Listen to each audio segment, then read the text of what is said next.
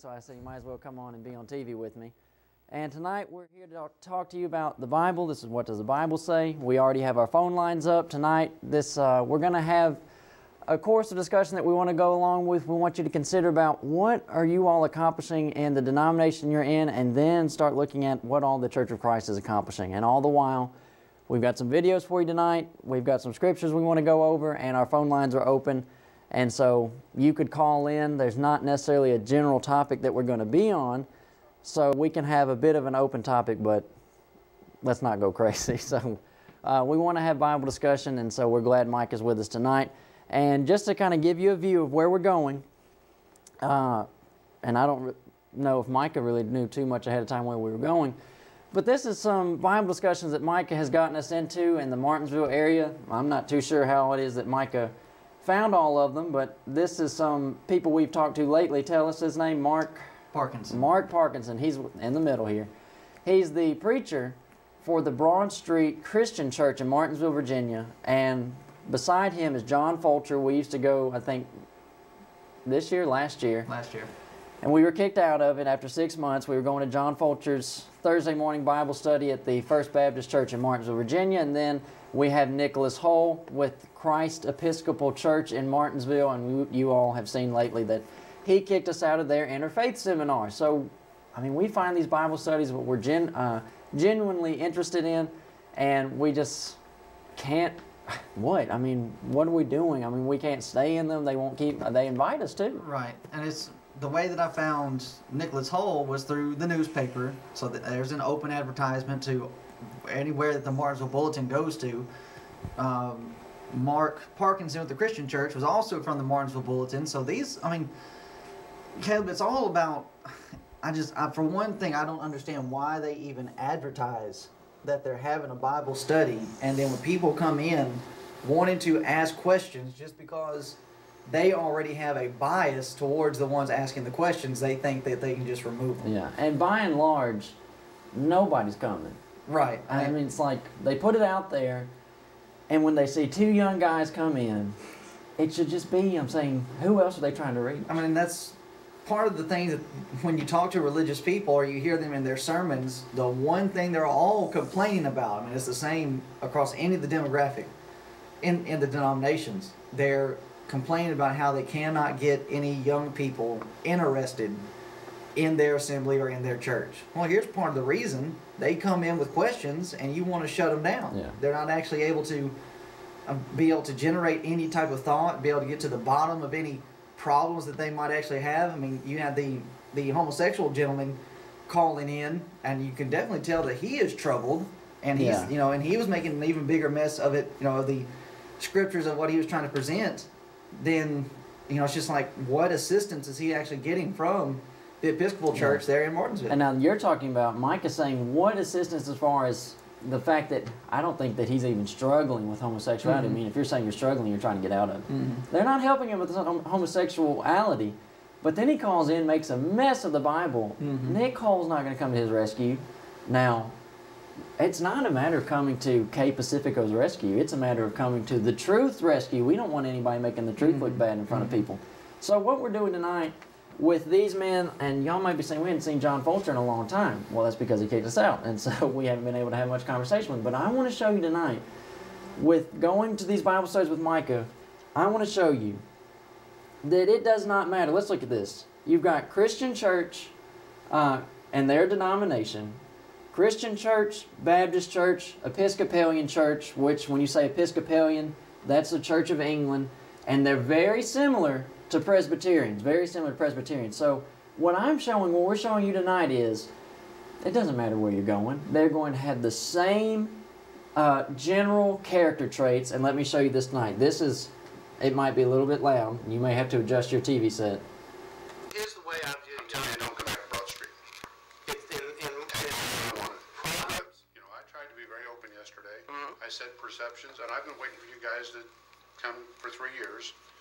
I'm pleased to meet you. I believe and I've been waiting for you guys to come for 3 years. I'm pleased to meet you. I believe you're children of God. And I've been waiting for you guys to come for 3 years. And I've been waiting for you guys to come for 3 years. the same basic character trait that all these denominational preachers are going to have is they are scared to death to have Bible study. And I'm saying this now. Micah, do you think it's just with us?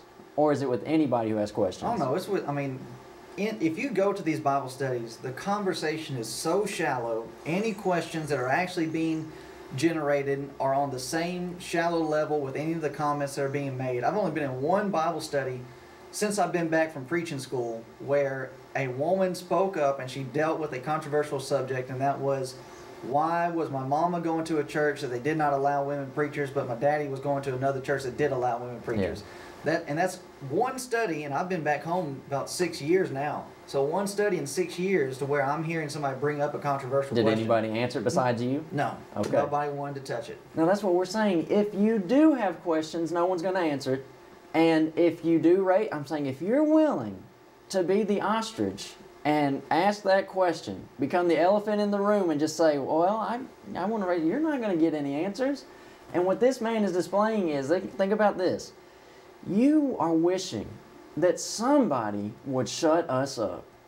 Now, I don't know, I think a lot of people went from disliking Johnny to liking Johnny to not liking us. And that maybe they like you, I don't know. Somebody said the other day they didn't like you. So, I mean, we're saying all this. What is it really? This guy, Christian church preacher, says for 3 years he's been sitting around waiting on us to show up. And you know how that makes us feel? Let me show you. This is in the Bible, y'all. The way this makes us feel, in Joshua 23, verse number 10, he says, 1 man of you shall chase 1,000, for the Lord your God, He it is that fighteth for you as He hath promised you. It really doesn't take very much for us to go in, because we have what the Bible is. I'm saying what it says. This is the thing, Micah. It's like, okay, people, right now it's finals time. For anybody that's in college, they're cramming for finals. What if the teacher said, okay, on your finals, open book? Is it nerve-wracking then? No, I mean it just depends on how quickly you can turn the page to find your answer. That's it. Now that's us. We come in, we're having an open book test with your preacher. Your preacher cannot even pass an open book test, and guess what? He's been waiting 3 years. 3 years study time for an open book test, and he said, you don't come back to Broad Street. I've been waiting 3 years for y'all to show up. Now this, you might say, people don't like when we generalize. And when we say that's every denomination, but isn't it?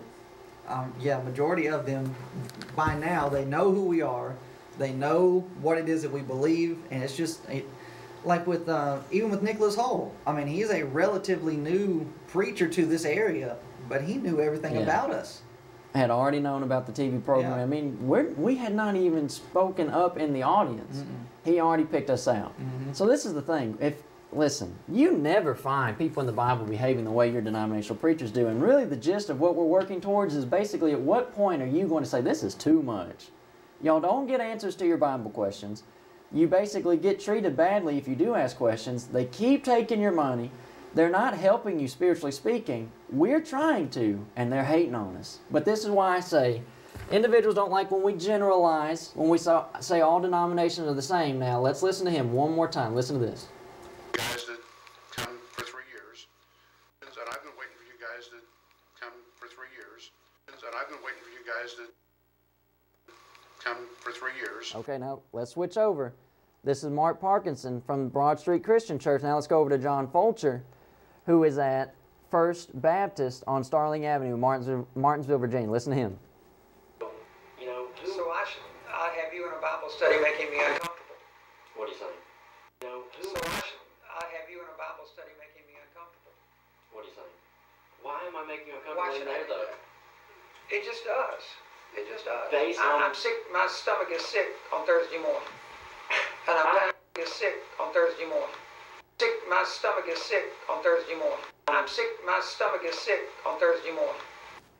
One preacher says, I've been waiting 3 years for you. Can you even imagine? I'm saying, y'all, when we went into the Bible study, this was so strange. Micah, I'm used to being, get out of here. You know, like when you come in, they're already looking at you. We came into the senior study with Mark Parkinson and a few other gentlemen, and they just kept saying to us, I bet you know a lot of Bible. I bet you know a lot of Bible. And I don't think, you know, my wife said, were they being like facetious? I don't think so. I don't think they were. And then we both had the same Bible, and both of them are wide margin. And when you open it up, then I open up my Bible and goes, man, you got a lot of notes. I bet you know a lot of Bible. That's why we make people sick to their stomach. It's not like that we're just so grotesque and what have you. It's because they're nervous.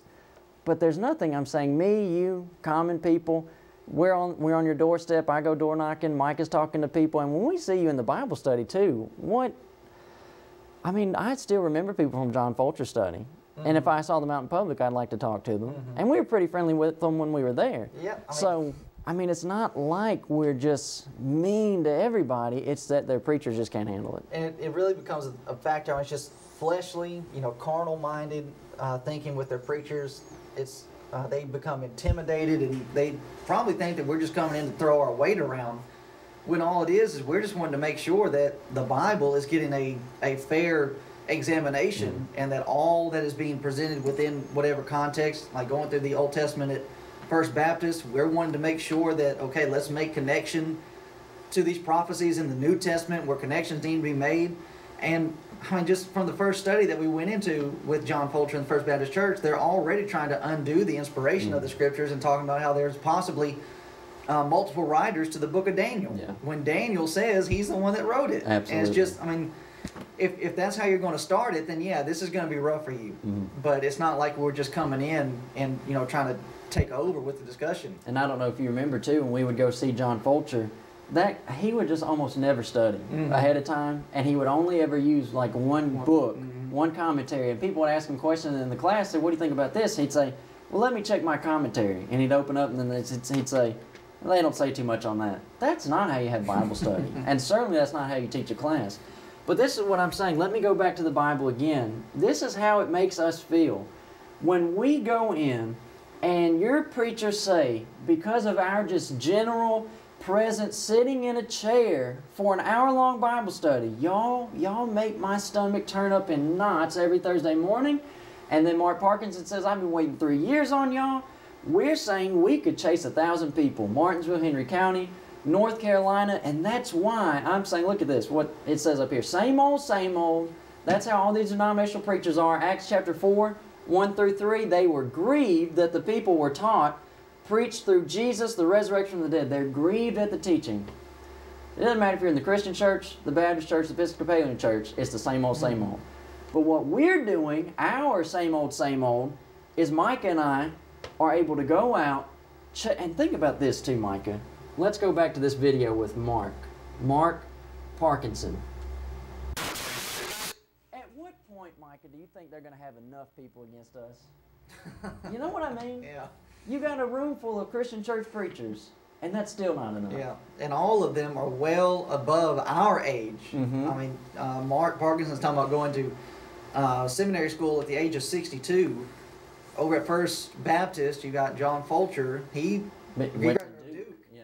And he's got his theology degree from Duke, and he's well above, you know, our time of study. They ought to be, I mean, I'm 29, you're 24 now. I mean, what's the problem here? Yeah. I mean, all of them together combined are several, I mean, just put in the realm of centuries above us. Yeah. And the thing, too, about it, I was going to say the only time we can get them together to actually have a joint effort against us is in a courtroom. That's the only time that all of them came together, unified, against us was when Westover Baptist tried to take you to court. But this is the thing. The reason they can't come together is because what are you going to do? I mean, how are you going to get the Baptists together when it's Primitive Baptist, Progressive Primitive Baptist, Free Will Baptist, Southern Baptist? I mean, you've got all these. Are you pre-mill? Are you not pre-mill? Are you a 5-stepper on Calvinism? Are you 2 or 3-stepper? See how that goes? Why not just be a Christian? And me and Micah get to work together. That's why it works so well. We go in. Your denominational preachers are not at all prepared. It's the same old, and we feel fantastic. And if I can just say, you know, Caleb, part of the reason I'm sure why Mark Parkinson did not want me coming back to his Bible study at Broad Street is because he's a Christian church preacher who has 2 Baptists in his Bible study and 1 Baptist who used to be a Methodist, and I believe somebody that's either in the Catholic or the Episcopalian. So they're all divided up on baptism, and guess what I wanted to bring up? Baptism. I want to talk about baptism. Absolutely, man. We go in and that guy asked me in the study, what do you guys want to talk about? Right. I said, well, I think the most confused topic they are on is how to become a Christian in general. I said, so I'd like to study Acts. Listen, we didn't come in wanting to study the Revelation. We want to look at the book of Acts. How to become a Christian. Now, Joshua 23, 1 Samuel 14:14. I'm saying this is me and Micah. We could do this. I've said before, Micah, people say, Caleb, why are all your points about killing people? In 1 Samuel 14:14, this is Jonathan. Listen, you'll find this is exactly where we are today. If you look back in the Old Testament, King Saul, where is everybody? King Saul saying, we're not going to go out to battle right now, so the whole camp of Israel is back in the camp, just sitting out. Jonathan and his armor bearer, he says, at the first slaughter which Jonathan and his armor bearer made was about 20 men within, as it were, a half acre of land which a yoke of oxen might plow. This little half acre, they killed 20 men, 2 of them. I'm saying we could get a marathon of airtime, and me and Mike could just go through a rotation of answering all your denominational preachers, and we can jump horses too on the topic. Born in sin, once saved, always saved, how to become a Christian, is any church good enough? All these things, women preachers, tithing versus free will offering. But your preacher cannot even begin to entertain questions. It is always the same old, same old. And this is the thing too, Micah. This is how it makes us feel. This is how it ought to make you feel, my brethren. Philippians chapter 1, verse 14. And many of the brethren in the Lord, waxing confident by my bonds, are much more bold to speak the word without fear. Now, we're not in prison right now, Micah, but we are tearing it up.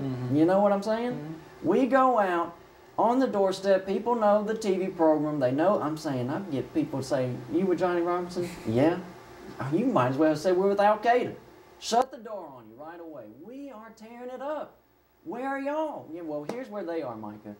We just love your sweet little preacher. He's so sweet, and he's just so good to everybody. Your little preacher. Give me a break. We're not anybody's little preacher. We're doing what 1 Corinthians chapter 16, verse number 13 said, quit you like men. We operate on a man's level. We go out and take the Bible to people, and they cannot handle it. Now, that's just our same old, same old. I mean, didn't you get a taste today of how this type of evangelism, and I'm saying, it's a load to study. It's a load. But I mean, to come on a live television broadcast and then open up phone lines, it's like I was, you're talking about, I was getting a taste of it today. We had a visitor today come from Mississippi, and he's asking about how do we prep for television. And I told him, I said, well, the start of it is, as long as we stay involved in the community, it's very easy. Like with these preachers' meetings. You go to a preachers' meeting, the TV show basically produces itself. Where the extra study time comes in is having to go back and refresh yourself on all these different topics that might come up because of the phone calls. And which, I mean, some people would look at that and say, well, that's just too overwhelming of a task to be prepared for anything that'll come across the phone line. But I mean, it's just, you put yourself in that position, and it makes you have to do it. So we're not an expert on everything, but we are at least an expert in everything in a little bit. Yeah, like those people are saying, you probably know a lot about it. You probably know a lot about it. So what Mike just said, I'm saying, that's our same old, same old. And this morning at 823 Starling Avenue, they had visitors come up from Mississippi who were watching What Does the Bible Say on YouTube down in Mississippi. So you basically take Virginia is reaching Mississippi, we're reaching Texas. I've talked to some friends of mine that are in Texas. They're talking about the TV show, and Johnny is going like 3-4 hours away, Rocky Mount, North Carolina, to basically reproduce this all over again. What's y'all's same old, same old? Well, we can't even get half the people to come back on Sunday night. You know what? I got to answer that. Quit doing your Sunday night and go out to some denominational Bible studies if they're having a Sunday night. Get out in the community like you just said. It's easy when you start talking to these people, and that's another thing too, Micah. People have said about Johnny, man, you must have taken like some psychology class or something, the way you work people over. And he said, no, I just talk to people. I get out and meet the people. And when you start having these conversations with people, just like I'm saying the business about, just for instance, you start talking to people and they start telling you the stuff they believe, like God will kill you before you can sin too much. You know? You learn that stuff. I've never seen that in writing myself. I don't know about you. I'll see some crazy stuff in there, but I haven't necessarily come across that. And I think someone maybe who would be close to it would be somebody like John Rice. He was real big with Sword of the Lord. But you get to talking to him, and you'll find out all kinds of crazy things that people are talking about the Bible. And you know what? Like Micah said, we go back, we find the answer to it. If we haven't already found it, we try to share it with you. But that's our same old, same old. And we're just trying to embolden individuals. We want to really, when we're talking to people, you're sitting at home and you are maybe a member of the Baptist church, maybe you don't even go anymore. The thing that I'm trying to push you, embolden you to do is just simply ask us questions. I mean, you've had these stowed away for however long, some things that you grew up with, and you say, I was never really sold on that to begin with. You know, I just heard a lot. We don't mind the question. And people are struggling with these things. And is once saved, always saved just a license to sin? For a lot of people it is. But it's not a thing taught in the Bible. You find different passages that teach the ability to fall away, very plainly stated in a lot of scriptures. I'm saying, I had a young guy say this to me, and this is the thing too, the more you talk to people, it develops your mind to be able to have those conversations. And Galatians, you know where they're going to go. Right. You just now things come to mind. In Galatians 5:4, this is one of those instances. I'm talking to a young guy, and he's listening to some Baptist preachers teach once saved, always saved, and he says, "Well, I just don't think we can fall from grace." I said, "Man, that says flat out you can fall from grace." Galatians 5:4. He says, "Christ has become of no effect unto you. Whosoever are justified by the law, you are fallen from grace." He said, "Well, that doesn't necessarily mean you're not saved. If you don't have grace, where are you? You're lost." That's their main kick. Ephesians 2 and verse 8. You're saved by grace. Well, if you fall from the thing that saves you, how can you be saved? And it's just these little things. They're usually not very well thought out. They're just like, let me grab something and try to save myself. But that's the thing. We're trying to get you away from that, because otherwise you're going to be stuck in this same old, same old. And let me give another taste to you all. Here we've got this man.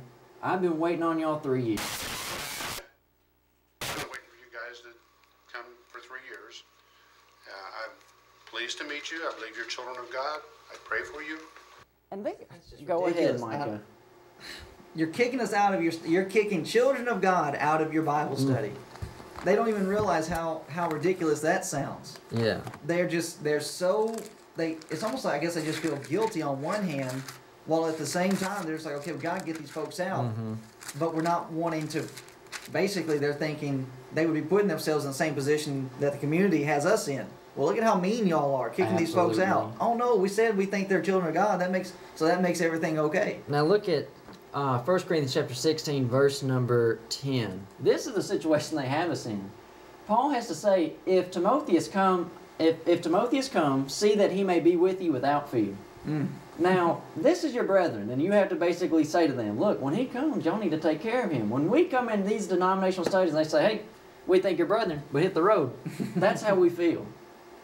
You think we're brethren. We can't have an hour-long Bible study with you. And there's the thing, y'all. We went in, 7:30 Bible study is a bit early for my taste. But we go in, and I'm saying we sit down, we have our coffee. This is nice. This is nice. But then he says, where are y'all from?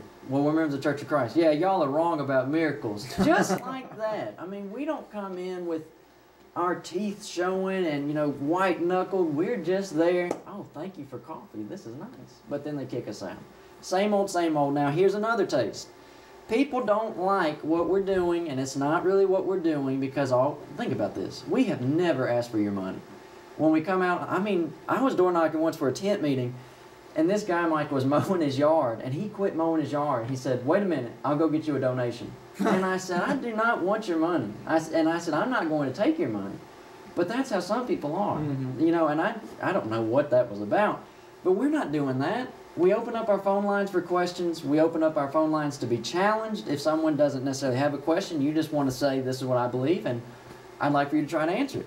Well, some people, it's making their stomach sick. Some people, they're just sitting around waiting 3 years, and y'all, 3 years, if he could answer us, 3 years is enough time. How long do you need to study the Bible to say, look, I have finally got the truth and I can shut up the Church of Christ? And that's his mission. Christian church preacher wants to shut down the Church of Christ. Now, people need to think about that. Brethren, y'all are talking about, well, the Christian church close to us, they want to shut you down. They don't even think that baptism is necessary by immersion anymore. But here's another taste. They're all the same. Same old, same old. Listen to this. He did. Besides being stupid? No. I did not say he was I just went through hell yesterday, and you two are the epitome. God's job, not my job. I regret nothing that I've said. Except for the fact that you said you would talk with anybody, call them stupid, tell them you disagree What you're doing is dumb.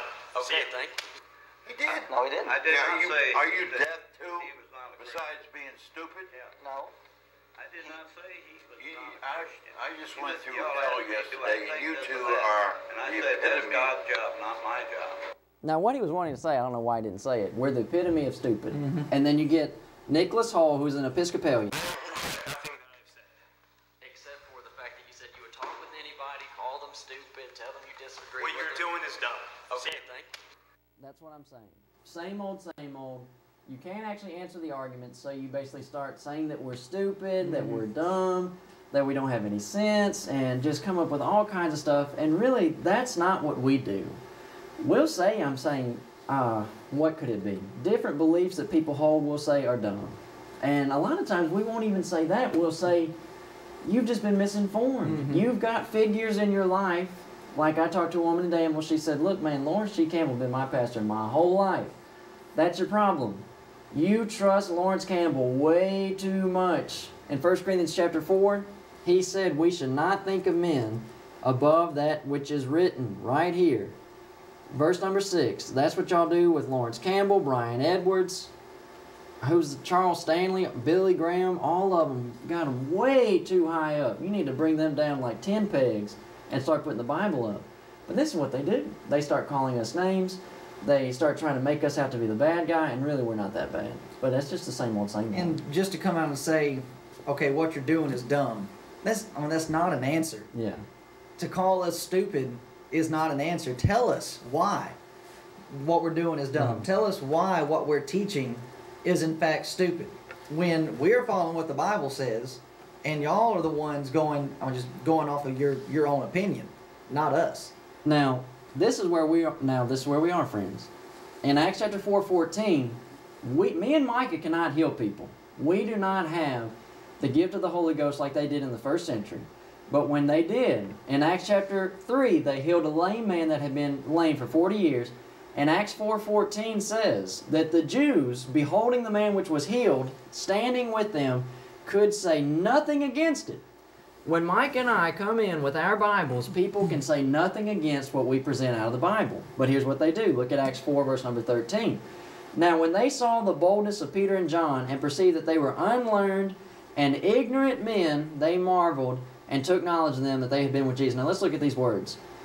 When they perceived they were unlearned, agrammatos, and ignorant, idiotes. Now, when he used this word unlearned, he really was saying that they were not educated. But when he uses this word ignorant, idiotes, what they're saying is these people don't have like a filter. They don't have any idea of political suicide. That's us. So if you want to say, hey, Micah and Caleb, Acts 4:13, you guys are idiotes, I don't have a problem with that. We're in good company. That's exactly where we are. It's, what? Martinsville Bulletin's here. Don't say anything. We don't care. We wish he would document. They did, man. They did. They gave us some good coverage in that. Showed that we were put out. Thank you. I'm fine with that. Then you get Nick Hall, who, I'm saying, that's what you said earlier, Mike, and they give away the fact that they're watching the program. Nick Hall's watching. Mark Parkinson's is watching. Their members are watching, and they can't get an answer. This, Micah, this is what I wish. People would just reproduce. We've got brethren. I'm going to tell you, my brethren, we've got some preachers out there who are fooling you. Talking about they're fully trained and fluent in Hebrew and Koine Greek. If they were fluent in Hebrew and Greek, they could do me and your job together. I'm saying, why are they not taking people to the task? Because that's what we're doing. That's what they're doing in the Bible. When you look at the Bible, what were they doing very less of? I'm saying very few instances. I'm saying I don't even see any of them really. Lectureships. Someone might say, well, Acts 14, they go back around and they confirm the brethren 20 times in 1 year? I don't think so. At what point do we reach the situation where we're saying Romans 15, verse number 20, I want to preach the gospel where no man has gone out before me. But really what we're doing is we want to say, well, so-and-so has already built that congregation up, and I'd like to come in when he retires. That's the situation. But we're appealing to you all. If you're in a denomination, we're appealing to you saying, come out of it. Look at Revelation 14:8. He says, and there followed another, let's see, I don't want that. I think I want 18:4. And that's not it either. Let's try 18:14. Man, my memory. I'm looking for come out of her, my people.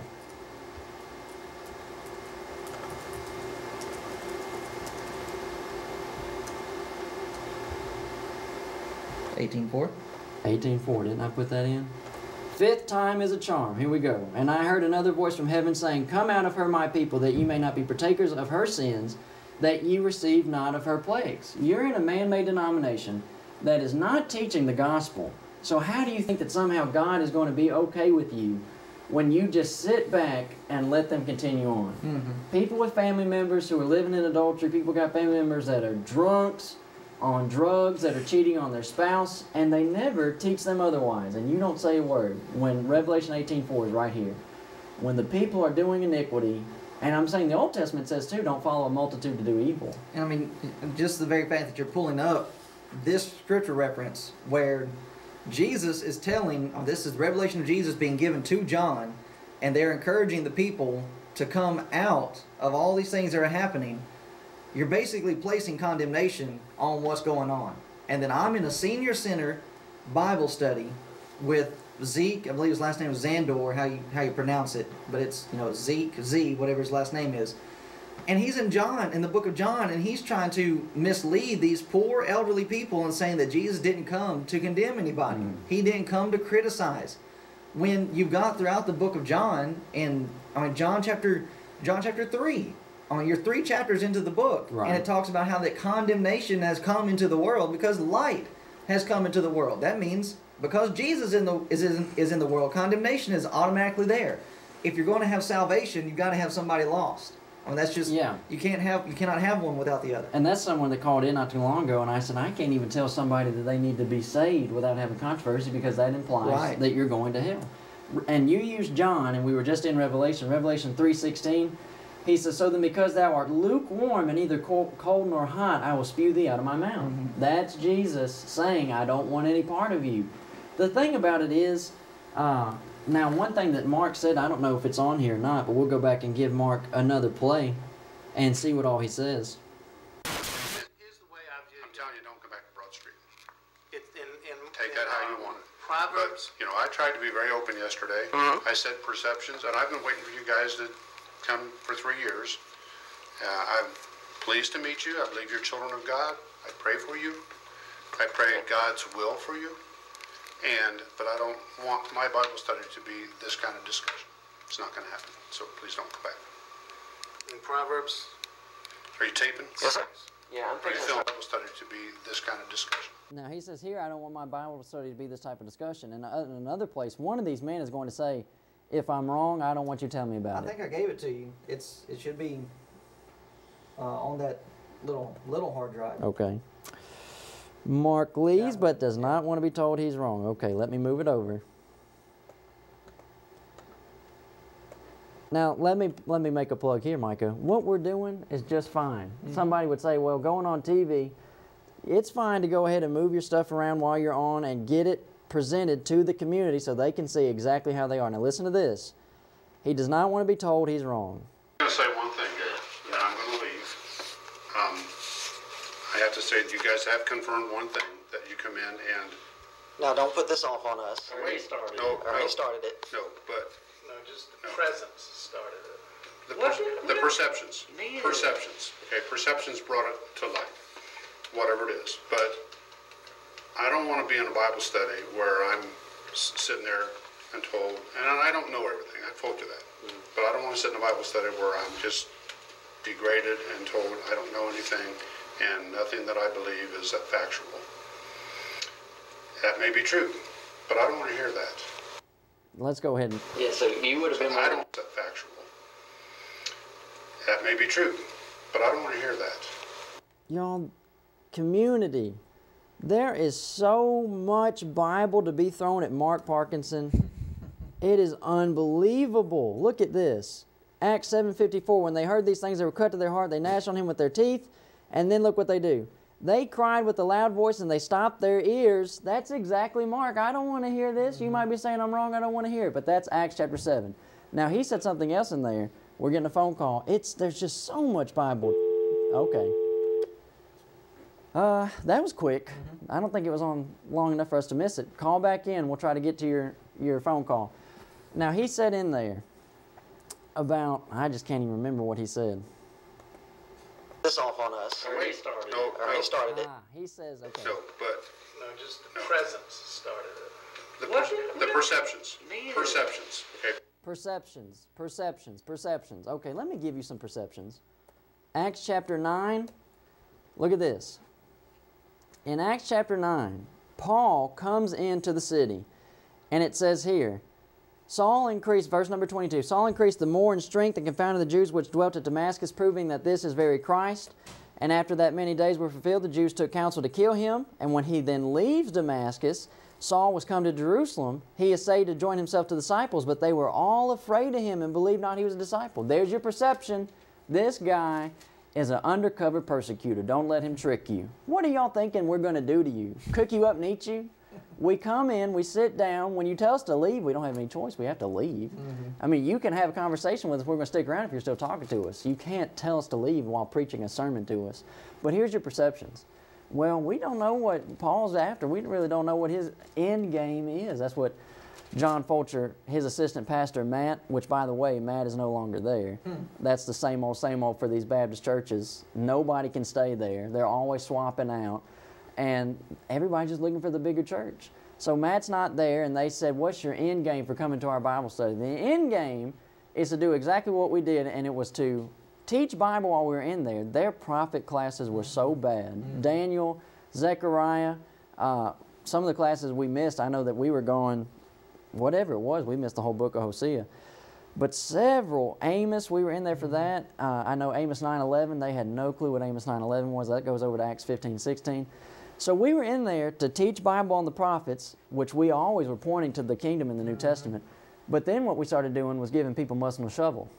If you would read it, we'd give it to you. And that's exactly what we came in there. That's our end goal, is to get you out of a denomination into the Lord's church that you can read about in the Bible so that you can have salvation and know you have salvation, and get past all this perception business and get down to talking. Sanctify the Lord God in your hearts and be ready always to give an answer to every man that asks you the reason of hope that's in you with meekness and fear. That's 1 Peter 3:15. This should be one of the easiest things you could do. Someone asks you, how is it you became a Christian? I mean, come help me put this rocket together. Yeah. It's very simple. And it's, the visitor, the brother we had from Mississippi, he's asking us about, our situation with door knocking in the area. And he gave me an example of what they encountered at one door. Came across a Baptist, and Caleb, I just do not know what it is with the Baptists, but they are just some of the rudest folk when you come to their door and try to talk to them about the Bible. But it's a Baptist person. The gentleman that's with the brother that visited, he just, he starts asking her, are you saved? And he's like, yeah, I'm saved. He's like, yeah, I'm saved too. How are you saved? And bam, the door slams. Yeah. At the question of how were you saved? Yeah. You would think any person that has any confidence in what and that's the thing about it. He was asking how were you saved according to the Bible? Yeah. Give me a Bible answer for how you were saved. Then the door slammed, and it's just like, what is going on? With these denominational groups and just simply asking, I want to hear about your salvation experience in comparison with the Bible, and nobody wants to even address that. Now, I mean, that's the thing too, Micah. If you don't get it slammed in your face, you're just going to get the very basic John 3:16, whosoever believeth. But think about this. If that's the only verse that you've got in your mind, and that's just your cure-all, you're not doing very well. I mean, we covered this verse in our Bible class today, Matthew 13:44, where Jesus is basically saying, this is how our zeal ought to be. The kingdom of heaven is likened to a treasure hid in a field, the which when a man hath found, he hideth, and for joy thereof he goeth and selleth all that he hath, and buyeth that field. You would sell all that you have to get a grasp on some Bible knowledge. But people today just say, well, my pastor said John 3:16. Mark and I went golfing one time, and he started trying to talk Bible with some people we hooked up with on the last hole. And that's what they did, man. They had asked us, where y'all work? Mark said, I'm retired. I said, I'm an evangelist with the Church of Christ. Man, that didn't touch them at all. They weren't saying, oh, let's talk about it. Mark brought it up. And that guy said, well, we believe in Jesus. And he starts setting up. You know what I mean? Just drop it, just like that. So what we're saying to you tonight, get out of this very beyond mundane routine and come be with us so that you can grow. Look at 1 Peter chapter 2. As newborn babes desire the sincere milk of the word, that you may grow thereby. You could become very educated in the Bible. And now think about this. In Martinsville, you're having classes, in Danville you're having classes.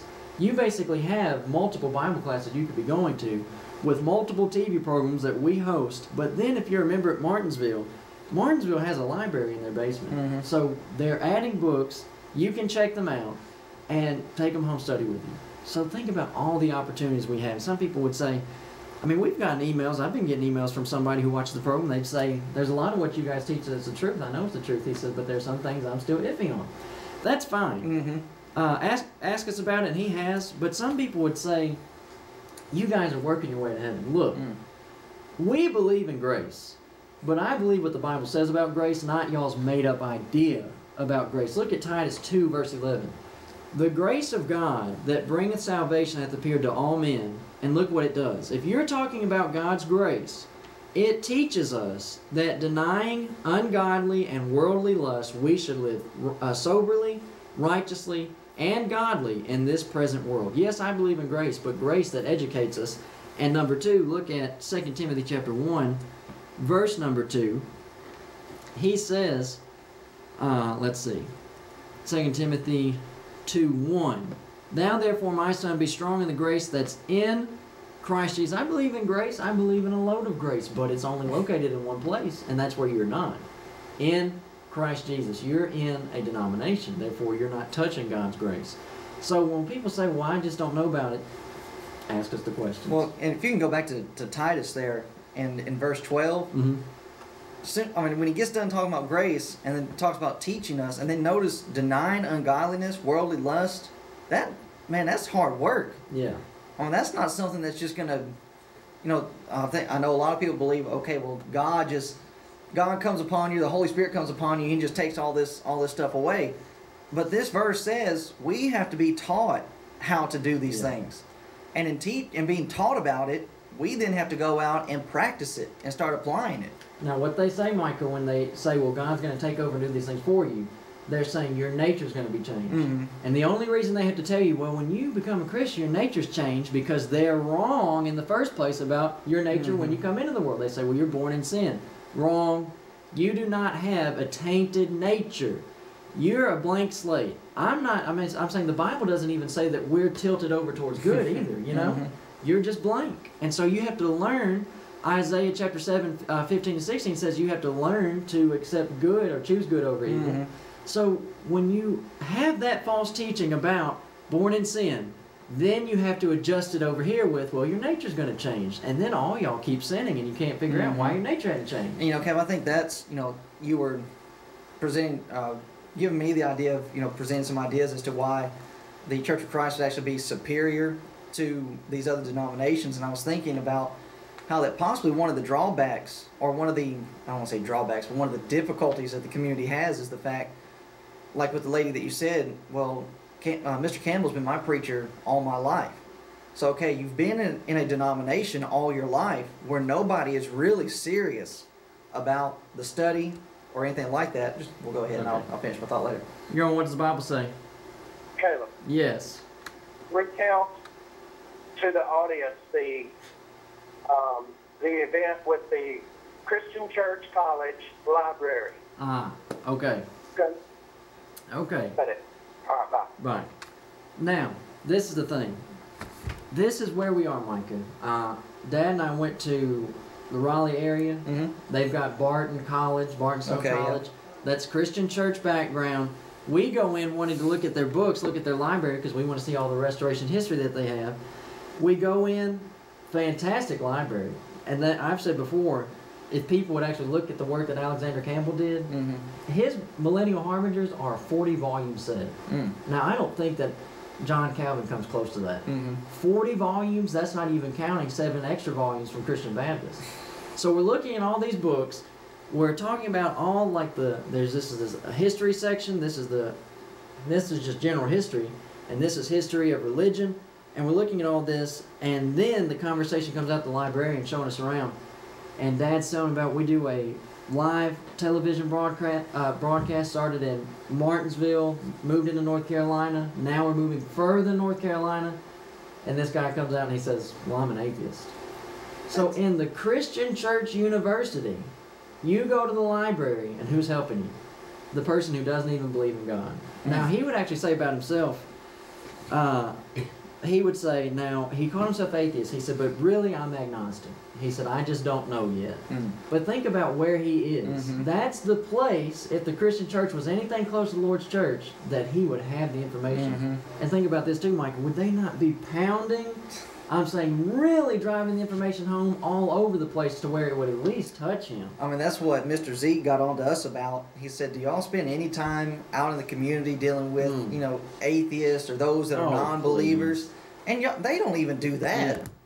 So why in the world are you jumping on us, you know, making an accusation against us when y'all won't even do that? The atheist, the Muslim, the Mormon, the Jehovah's Witness, they are not prepared to answer those people. They're not reading their books. And I'm saying, I have a Quran that's marked up, and other, you know, what's the JW, New World Translation, marked up. But this young man, and you know, and think about this too, these are people, he's agnostic, and I really give him a lot of credit for not just being straight up ugly atheist, you know, saying, I just haven't seen the evidence that I think is sufficient. This man is basically qualified to work in the university library. He was working for the military and some type of function computering, you know, for them and keeping up with things. I don't know if he's actually been out of the country, traveled over to Germany. His wife is from Germany. And then you basically start finding out with him, it's not just, I'm saying, all these elements of his education, number one. Then you take his situation of where he is, religiously speaking, Bartonstone University, but then you take his background. He told Dad he was a Methodist. Background-wise, you're Methodist, and that does not help you at all when you come into adulthood and you start basically making your own decisions, you start examining what your faith was, and you start looking what the world is presenting. They did not get him prepared by any means. And that's when we start wondering, well, why? I don't doubt that he grew up around people like Mark Parkinson, like John Fulcher, like Nick Hole. Nick Hole basically wants to go play volleyball with the teenagers, but he doesn't want to actually have Bible discussion. So, I mean, you have these things, and this is the way that it is too. I'm saying, I think if you would look at him, he's a traveled individual. He's got the education. When Dad starts asking him questions, he first said he would be willing to come on TV. But then as the conversation kept going, he said, I think I'd have to go back and do some more research before I was ready for TV. That's how a lot of this is. I think people usually will be intimidated by the atheist. Again, just like anything else. Studying atheism, there's a lot of background information, but there are a lot of things too that will just kill atheism. The idea of where you're getting moral code, but also the things that have passed for, quote, science.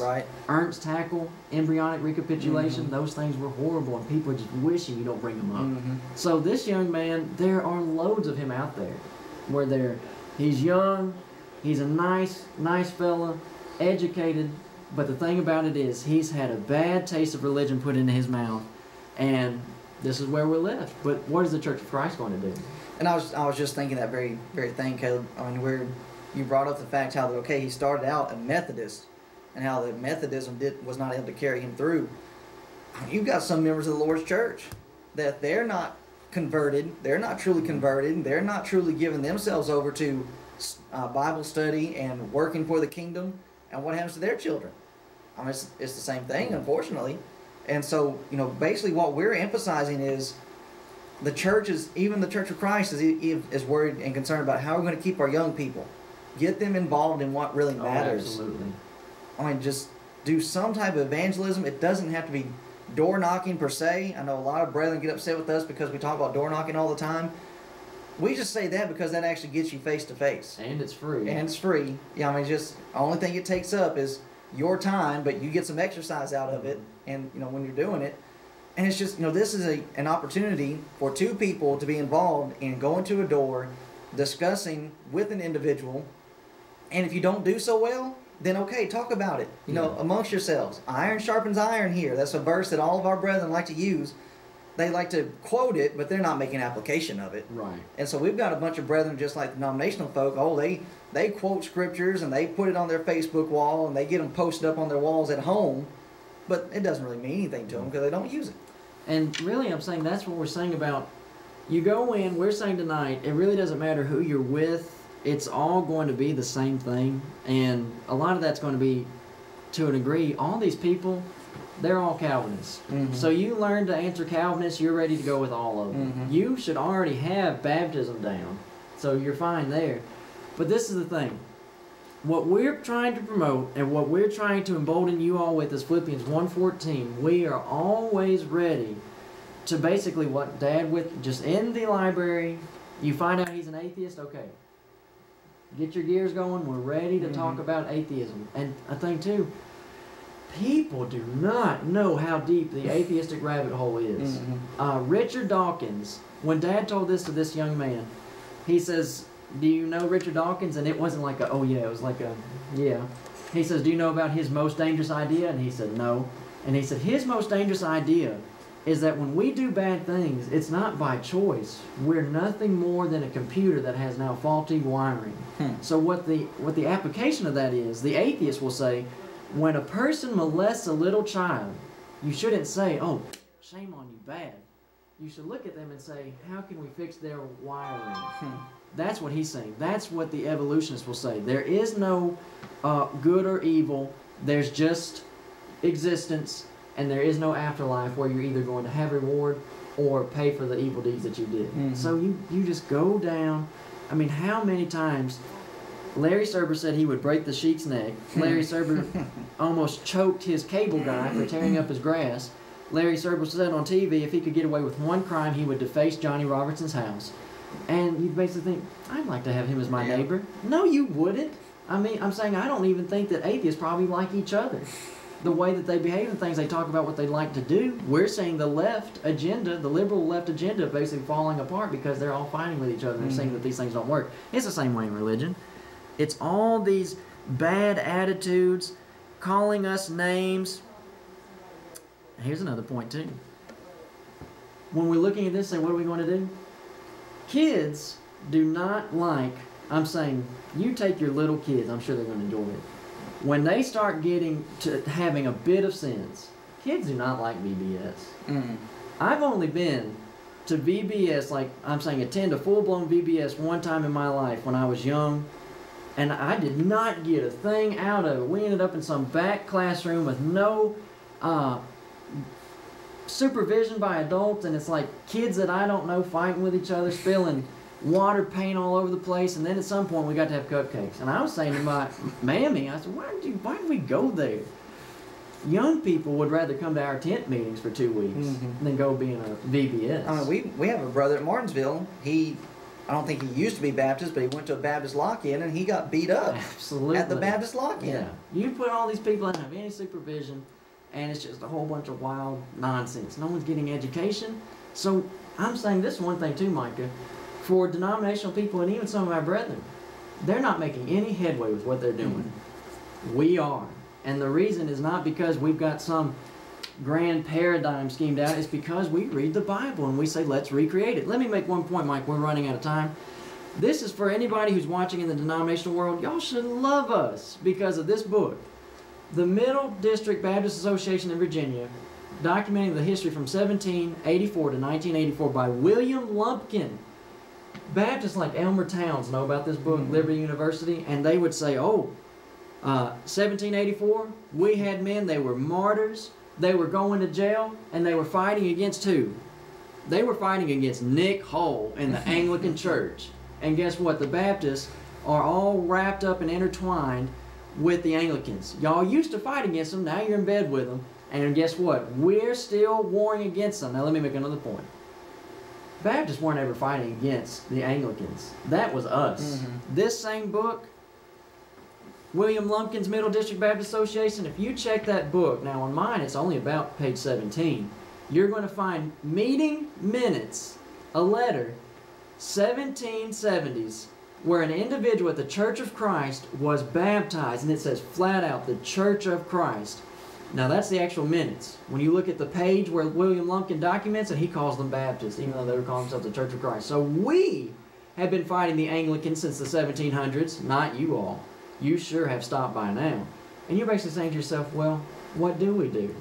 We've got a man visiting with us in Danville, and he asked me the other day, he said, do you think a lot of these pastors don't get involved because they would lose their 501c tax exempt status? And I just kind of thought about it, and I was thinking, because of us, Micah, will we ever talk about a 501c?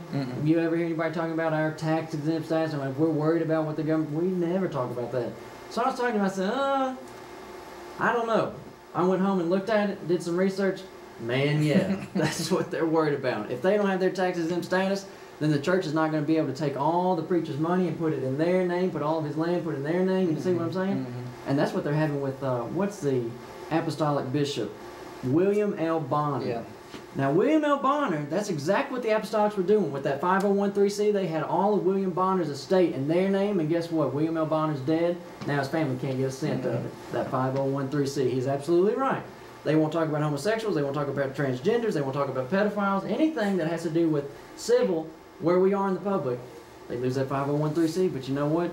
Church of Christ says, take your 501c. And that's funny. They won't fight about anything but money. That's it. When it comes to an inheritance, we'll fight about that. But any of this other stuff, you got, church members shacking up or gossiping or doing any of this other stuff, we're not going to judge that. But then the very thing that Jesus said, when you had two young men that came to him when he's in the middle of teaching, one brother says, my brother won't share the inheritance, make him share.